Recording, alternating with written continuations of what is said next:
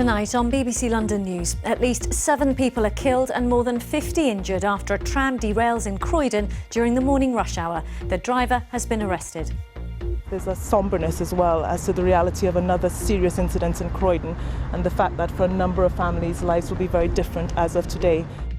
I'm live at the scene where accident investigators say the tram, which is a few hundred yards behind me, was travelling faster than it should have been. And we'll hear from the people of Croydon as a book of condolence is opened at the Town Hall. Deeply shocked, to be honest. The tram is not the kind of transport that you'd expect to have an accident in.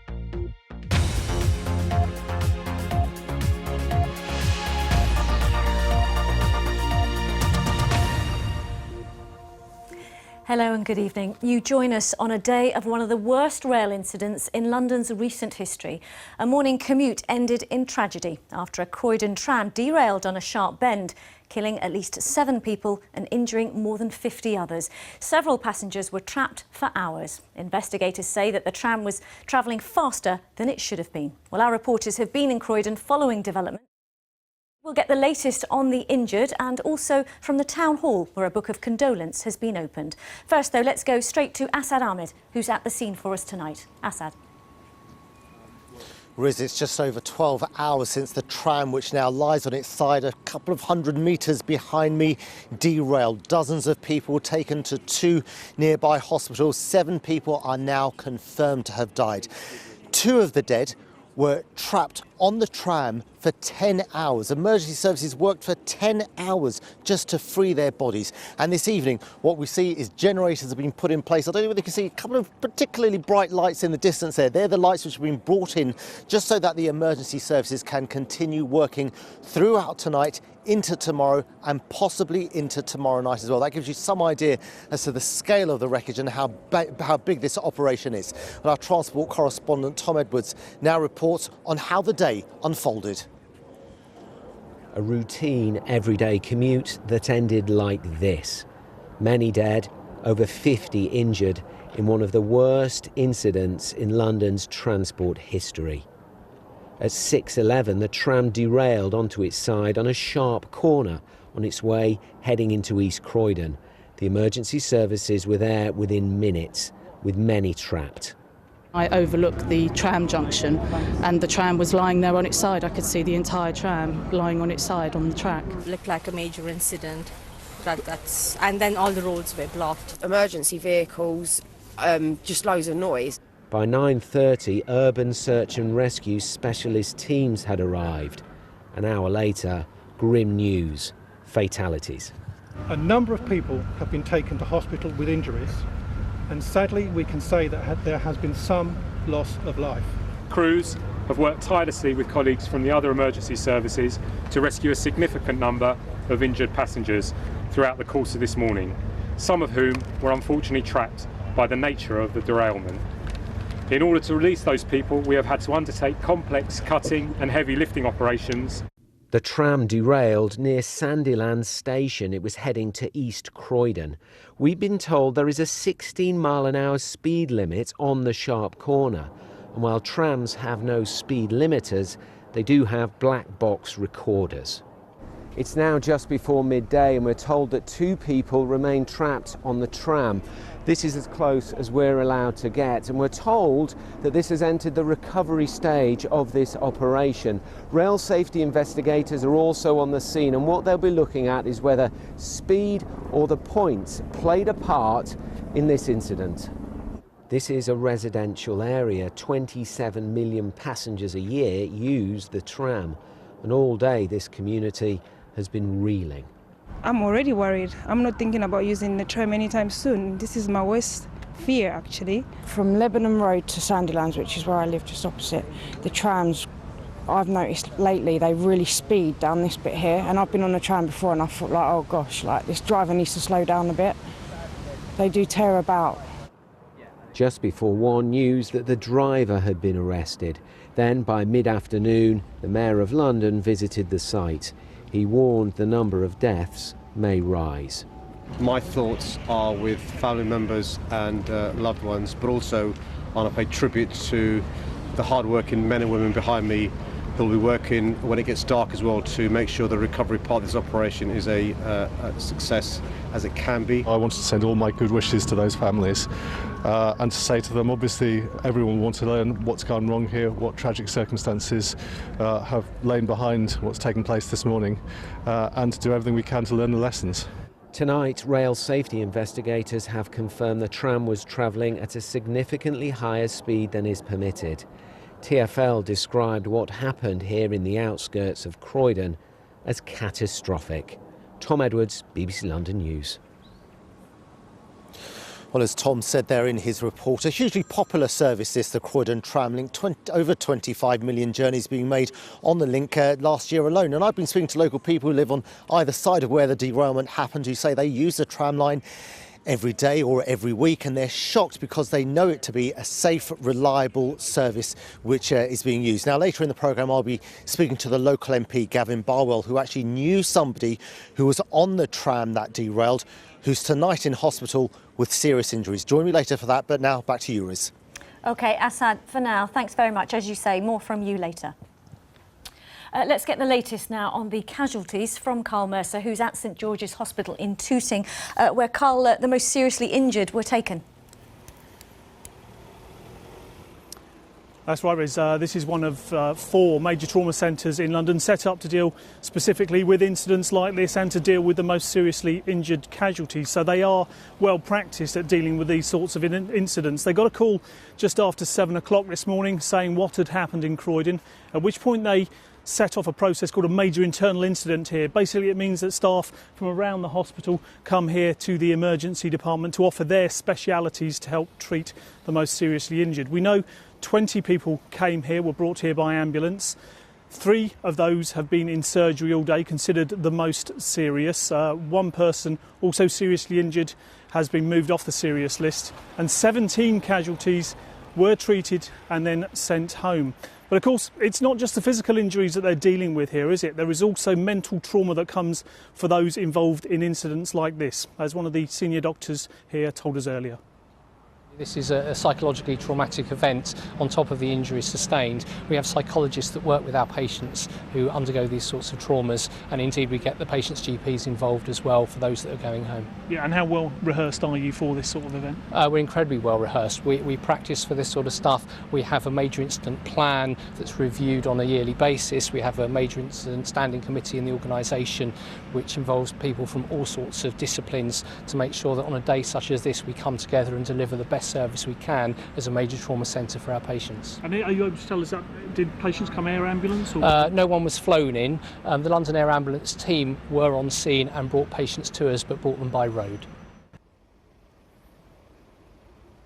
Now, we know it wasn't just here that patients were treated. There were another 31 less seriously injured patients treated at Croydon University Hospital. Now, the police have set up a helpline for families and friends of those who may be involved in the crash. That number, 0800 056 0154. 0800 056 0154. Liz. Karl, thank you. And we should just say that number is on the BBC London website. Karl Mercer at St George's Hospital there with the latest on the casualties. Well, understandably, this morning's incident has been a huge shock for the community in Croydon. A book of condolence has been opened at the town hall, and that's where we can join our reporter, Emilia Papadopoulos. Emilia, I imagine a sombre mood in the town tonight.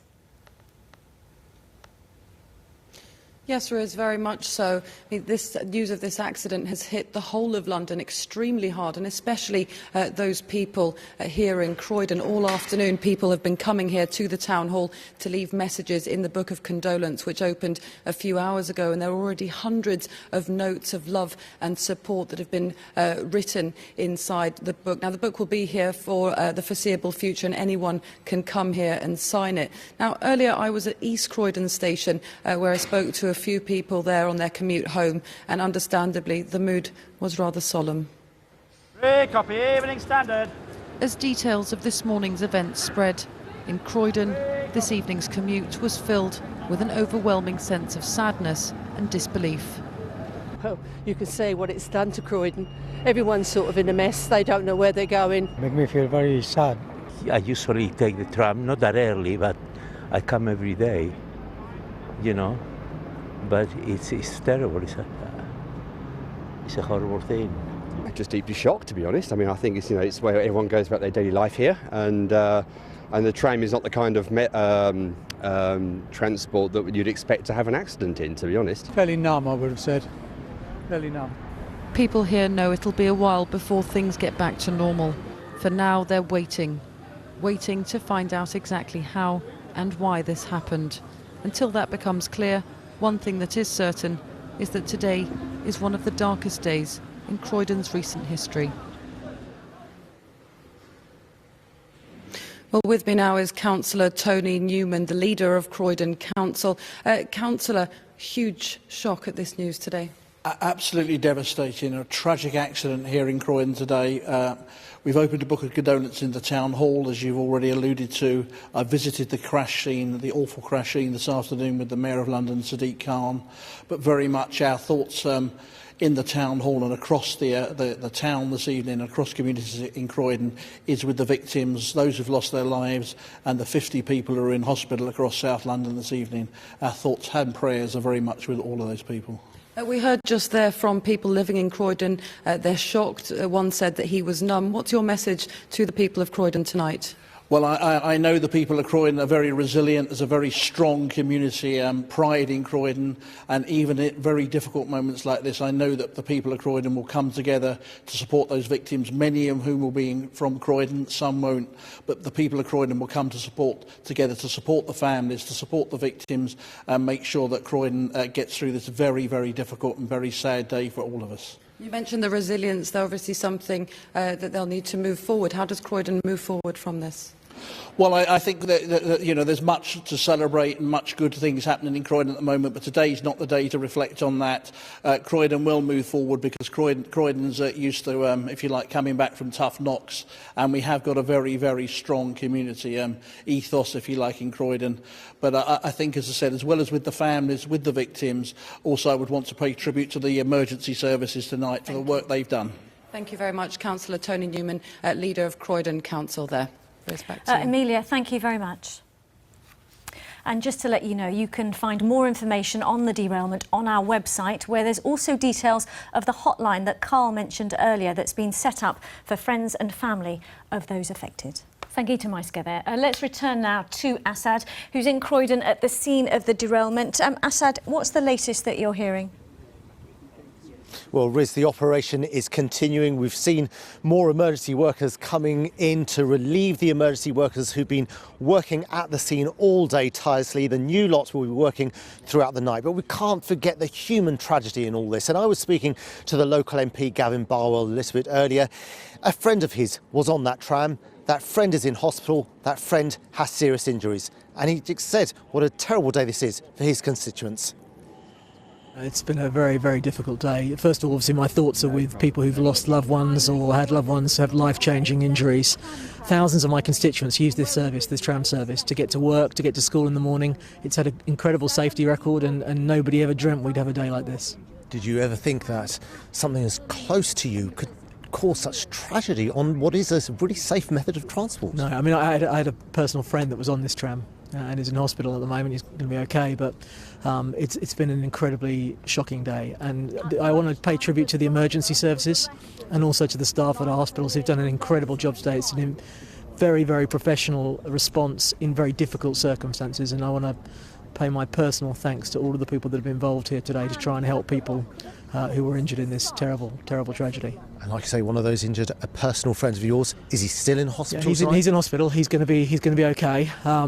But clearly there are people who are not going to go home tonight, people who've lost their lives, people that have life-changing injuries. There's still some people in hospital with life-threatening injuries. So this is a very close community, and we've lost people today, and people are going to want to know as quickly as possible what caused this accident. And you've been down to the scene of the accident. What did it look like?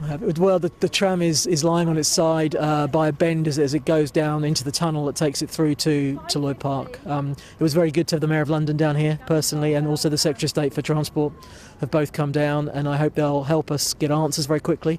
But we also need to get the service back up and running. There are lots of people that rely on the trams to get them to work, to get them to school. So we both need answers as quickly as we can about what's caused the accident, but also to get the service back up and running. The local MP Gavin Barwell there, where I'm joined now by our transport correspondent Tom Edwards. Tom, what's your assessment of what's happened today? Well, this incident is completely unprecedented, especially when it comes to the modern era of trams. What I'm being told is this is the worst tram incident since 1917. But what's really struck me is how close the tram and the community are linked. And this incident has really hit this community hard. It will take a long time, I think, for them to recover. But make no mistake, this is a very dark day for London transport. It is indeed, Tom Edwards. Thanks very much. It is a very dark day indeed in many respects. We'll keep an eye on what happens here. We'll bring you the latest, obviously, 24 hours a day on our website or on TV. Back to you, Riz.